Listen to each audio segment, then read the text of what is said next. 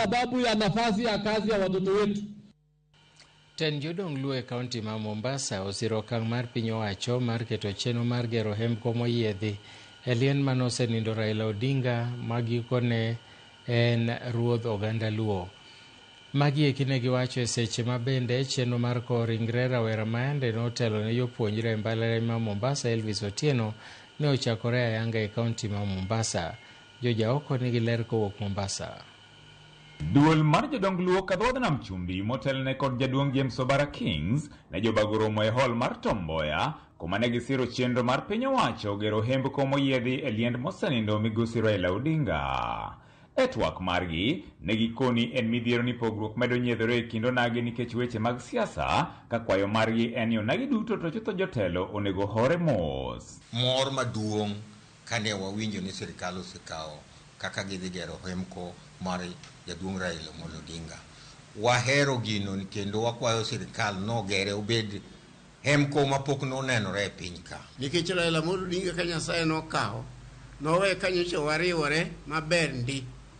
To koro jachien moro donjo kuom oganda luo pogore ka chieth winyo.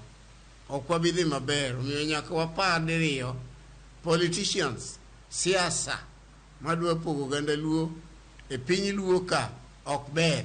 Sani kuponi ja siasa kawo ng'ato, to kawo ng'ato kondiko nyinge kong'e nang'owa tich moro wuok mabiro konyo kijende wagi kata grup moro wuok miko maber makonyo kijende wagi mondo kinyo yud gima kiny ginyalo chamo kata ngima magi bidho mbele. To kawo kar kijende wani dwa tigo kaka goons, nikech ka gisefwenyo ni gionge tich to koro gimiyo gi batiso ni koro iluongo gi ni goons. Mano to wabiro tamore kaka Council of Elders. Ne bende gichiwo ote mar lit kod kuyo ne mane en jatend rowere e mbalariany ma Mombasa Elvis Otieno mane ong'ere kod nying mar Beast. Aduoko mos makende kabisa.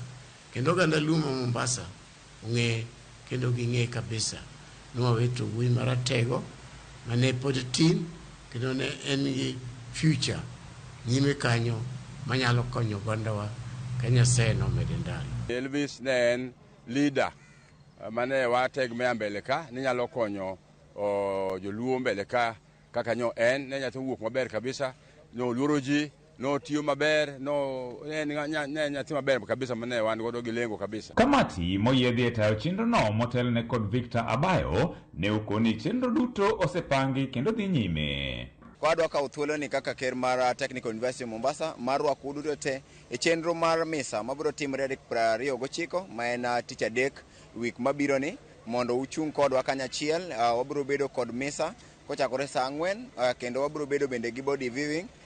Body biro wuok pande saa 1 okinyi kendo biro chopo skul kae saa 2:30. Kendo bang' mano wan gi arambe mwadwa timo mondo walos liend owadwa ni maber.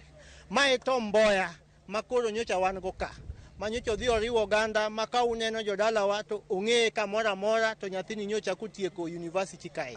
Omiyo wakwayo mondo wariwre uru mondo wami nyathini decent send off ma winjre kode. An gima nakwayo on behalf of sirikandwa mar county en kwe. En kwe kende especially kuom rawerewa magin nyithindo manyocha Abisto telonegi. Wakwayo kwe makende. Wakwayo kwe kata ni jo Mombasa duto mogandawa. Kako machielo bende gijiwo oganda duto mondo mi obi kanyakla mar neno ne giko mosenindo e yo makare. Podwa dhi mbele gi choko takwaya ni ng'ata man kod chuny mar konyo kony. Pay bill osegol. Weuru pay bill no otiya tich achiel manokete ma en yudo chenro mar pesa kaka dang' water Elvis dala. Tarik 8 wabiro kolo body kadhi dala mar Awasi. Kendo koseko dala Awasi wabiro bedo gi chenro overnight stay, and then on tarik 9 wabiro lay body mar jatendwa kendo siekwa kendo nyathiwa Elvis Otieno. George Aoko, Ramogi TV, Mombasa. Jatend migawo mateko Opiyo Wandayi osingo majiwo chenro mar tudo stima e kaunti ma Migori tahinya ka chung'od bura ma Uriri mosedong' chien weche mag stima e kaunti no. George Juma nigi ler kowuok Migori. Kar chung'od bura ma Uriri e kaunti ma Migori en achiel kuom kuonde ka chung'od bura e kaunti ma Migori ma pod ogan mathoth pod